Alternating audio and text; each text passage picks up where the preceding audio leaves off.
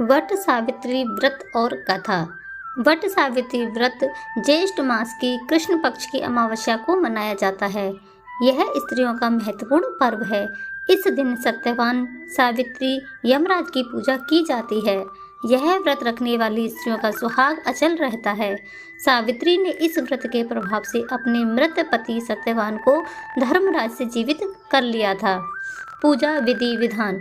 What वृक्ष के नीचे मिट्टी की बनी सावित्री और सत्यवान तथा भैंसे पर सवार यम की प्रतिमा स्थापित कर पूजा करनी चाहिए तथा बड़ की जड़ में पानी देना चाहिए। पूजा के लिए जल, मौली, रोली, कच्चा सूत, भिगोया हुआ चना, फूल तथा धूप होनी चाहिए। जल से वट वृक्ष को सींचकर तने के चारों ओर कच्चा धागा लपेटकर 3 बार परिक्रमा करनी चाहिए। इसके पश्चात सत्यवान सावित्री की कथा सुननी चाहिए। इसके पश्चात भीगे हुए चने का बयाना निकालकर उस पर यथाशक्ति रुपए रखकर अपनी सास को देना चाहिए तथा उनके चरण स्पर्श करने चाहिए। आइए दोस्तों, अब हम सुनते हैं कथा। मध्य देश के राजा अश्वपति की पुत्री रूप में सर्वगुण संपन्न सावित्री का जन्म हुआ। राजकन्या ने धूम्रसेन के पुत्र सत्यवान की कीर्ति सुनकर उन्हें पति रूप में वरण कर लिया। इधर यह बात जब ऋषिराज नारद को ज्ञात हुई तो वे अश्वपति के से जाकर कहने लगे, आपकी कन्या ने वर खोजने में निसंदेह भारी भूल की है। सत्यवान गुणवान तथा धर्मात्मा भी है, परंतु वह अल्प आयु है और 1 वर्ष के बाद उसकी मृत्यु हो जाएगी। नारद की यह बात सुनते ही राजा अश्वपति का चेहरा उदास हो गया। उन्होंने अपनी पुत्री को समझाया कि ऐसी अल्प आयु व्यक्ति के साथ विवाह करना उचित नहीं, इसलिए कोई अन्य वर चुन लो।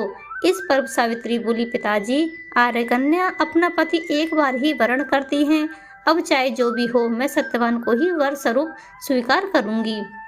सावित्री ने नारद से सत्यवान की मृत्यु का समय मालूम कर लिया, अतः उन दोनों का विवाह हो गया। वह ससुराल पहुंचते ही सास ससुर की सेवा में रात दिन रहने लगी।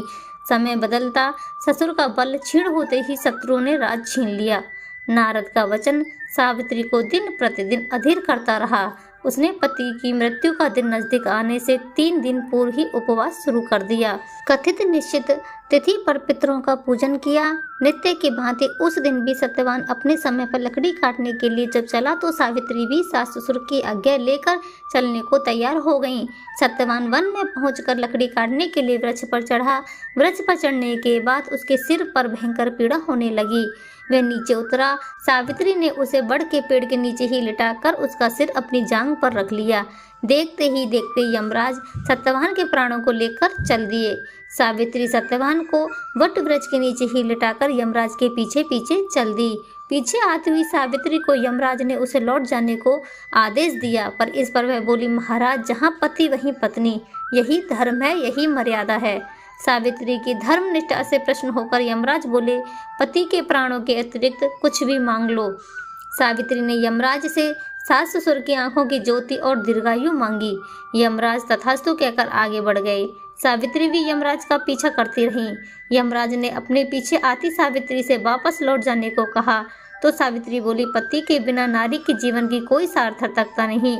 यमराज ने सावित्री के पति धर्म से खुश होकर पुनः वरदान मांगने के लिए कहा। इस बार उसने अपने ससुर का राज्य वापस दिलाने की प्रार्थना की। तथास्तु कहकर यमराज आगे चल दिए। सावित्री अब भी यमराज के पीछे चलती रही। इस बार सावित्री ने यमराज से 100 पुत्रों की मां बनने का आशीर्वाद मांगा। तथास्तु कहकर जब यमराज आगे बढ़े तो सावित्री बोली, आपने मुझे 100 पुत्रों का वरदान दिया है, पर पति के बिना मैं कैसे मां बन सकती हूँ? अपना यह तीसरा वरदान पूरा कीजिए। सावित्री की धर्मनिष्ठा, ज्ञान, विवेक तथा पतिव्रत धर्म की बात जानकर यमराज ने सत्यवान के प्राणों को अपने पास से स्वतंत्र कर दिया। सावित्री सत्यवान के प्राणों को लेकर वट वृक्ष के नीचे पहुंची, जहां सत्यवान का मृत शरीर को रखा था। सावित्री ने वट वृक्ष की परिक्रमा की और सत्यवान जीवित हो उठा। प्रश्नचित्त सावित्री अपने सास ससुर के पास पहुंची तो उन्हें नेत्र ज्योति प्राप्त हो गई। इसके बाद उनका खोया हुआ राज्य भी उन्हें मिल गया।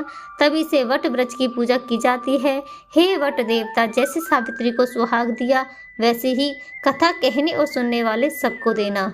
आशा करती हूँ दोस्तों आपको यह कहानी पसंद आई होगी। वीडियो देखने और सुनने के लिए आप सभी का बहुत बहुत धन्यवाद।